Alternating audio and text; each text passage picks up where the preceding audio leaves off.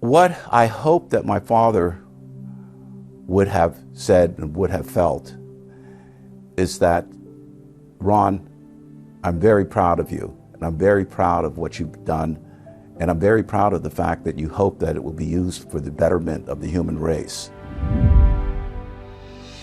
Every single one of us has a big story. Events that make us who we are, shape us, inform what we do with our lives, who we become.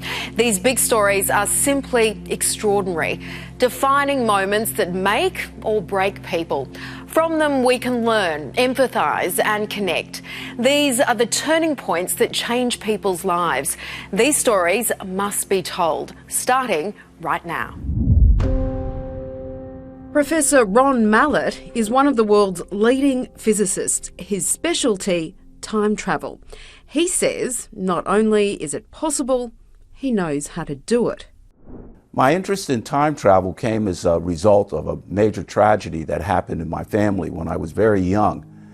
I grew up in the Bronx, New York. My father was a television repairman, and for me, I was the oldest of 4 children, and for me, the sun rose and set on him. And he gave me scientific toys like gyroscope and crystal radio set, and he spent a lot of time with me, and I think he eventually wanted me to go into the business with him. Now, he looked very healthy. He looked robust. We didn't know he had a weak heart, and he died suddenly of a massive heart attack when he was only 33. I was 10 at the time, and it completely devastated my life. I went from being a really happy, gregarious kid to becoming depressed, and I really didn't care whether I lived or died after he died. But I did love reading, and about a year after he died, I came across the book that changed my life. It was the Classics Illustrated version of H.G. Wells's classic, The Time Machine. And in it, at the very first page, it said, "Scientific people know very well that time is just a kind of space, and we can move forward and backward in time just as we can in space." And when I saw those words, it was like a life preserver. I thought, wait a minute, if it's possible to go back in time, then maybe if I had a time machine, I could go back to the past and see him again and maybe save his life.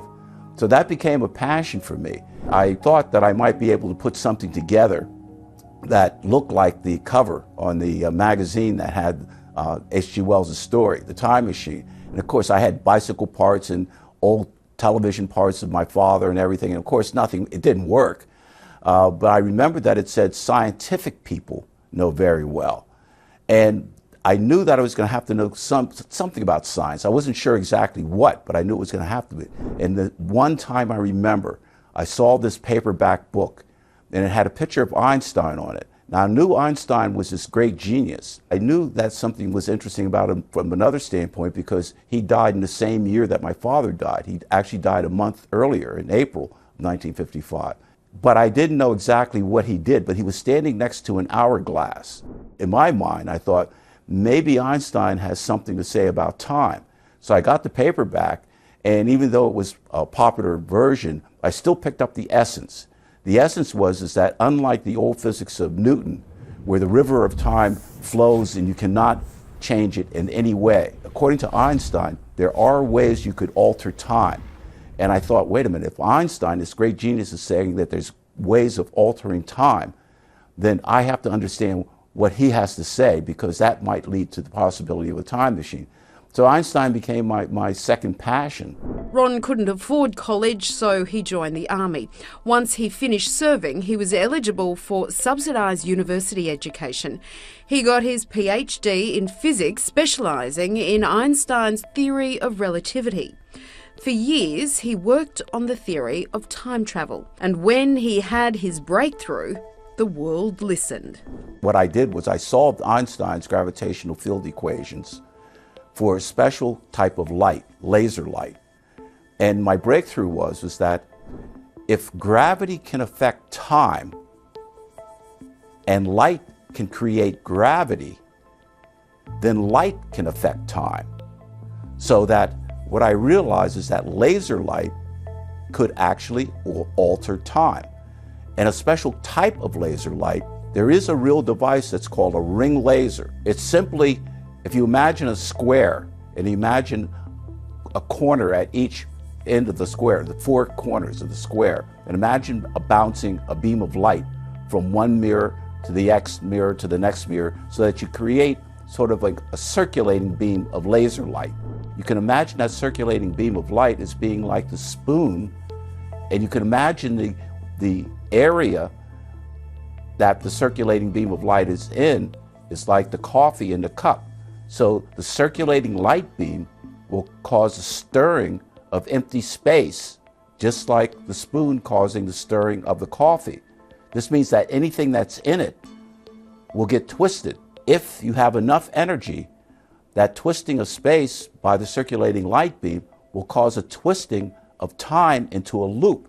So you could create loops in time by using a circulating beam of laser light. And once you have these loops in time, you could potentially travel back into the past. Now, I was interested not in traveling back into the past, but sending information back to the past. In some sense, sending information back to the past is even more important than traveling back to the past. Imagine, for example, catastrophes like earthquakes, tsunamis.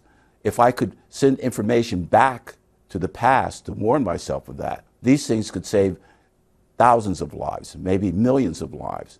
Is this possible? Yes, it is. But how can it be done? Well, part of the problem is that the experiment, I'm a theoretical physicist, I should mention. Einstein was a theoretical physicist. He came up with the famous equation equals mc squared. He did not build nuclear reactors. He was not responsible for the experiments with the atomic energy. He sent a letter to Roosevelt saying the possibility, but he was not involved in any experiments. That's done by another area in physics called experimental physics. And I'm not an experimental physicist. I've solved these equations, but to have the equipment to do it, it's just like with the equals mc squared. In order to turn that into real atomic energy requires funding. So the one realistic thing that I should mention is that scientific experiments are very, very expensive. So circulating beam of light experiment has not been done. Mathematically, I've been able to show these effects, but financially, that's something that hasn't yet been done. But it is possible in principle for that to happen. But the limitation is that you cannot have the loop go back earlier than the time the device was turned on. As I said, this happens for any process. For example, if I turned it on today and left it on for, let's say, 10 years, I could send back information 7 years, 5 years, all the way back up to the time that the machine was turned on, but I can't send information earlier than that. What this means is that when time travel does occur, it will have that limitation. We will not be able to visit our ancestors, but our descendants will be able to visit us. And that will allow us, that means that the future of mankind will be able to control their destiny up to the point that it was formed, which is another motivation for trying to create a time machine sooner than later. The decision is for us to make about how much we wish to control our destiny. Personally, I feel that we will be able to use it, and we will find ways of regulating it for the betterment of the human race. And that is a wonderful thing. For me personally, the quest that I had was to show that this is possible. And for me, the satisfaction I get is that my father would have been proud of what I have been able to accomplish, even if I am not able to get a chance to see him again. I have to say that one of the things that really I'm very proud of, I gave a talk at an international meeting. It was the International Association for Relativistic Dynamics, shortly after my breakthrough. And the people that were in this meeting were people who were my peers. These are experts in Einstein's theory of relativity. And it had some really top guns there. And one of them was a man who was at that particular time the director of the Center of Relativity at the University of Texas in Austin. His name was Bryce DeWitt. And at the end of my talk, I gave a technical talk, a fully technical talk. However, at the end of my talk, I did something that's usually not done at technical talks. I talked about my motivation for being interested in the possibility of time travel. And one of the things that still to this day is very important to me is the fact that during the question and answer period that came, DeWitt could have said this to me privately, But he said this publicly during the question and answer period. And DeWitt was someone that everyone in that audience admired and respected. He said, "I don't know if you'll see your father again, but he would have been proud of you." And I can't tell you how much that meant. It brought it all together for me.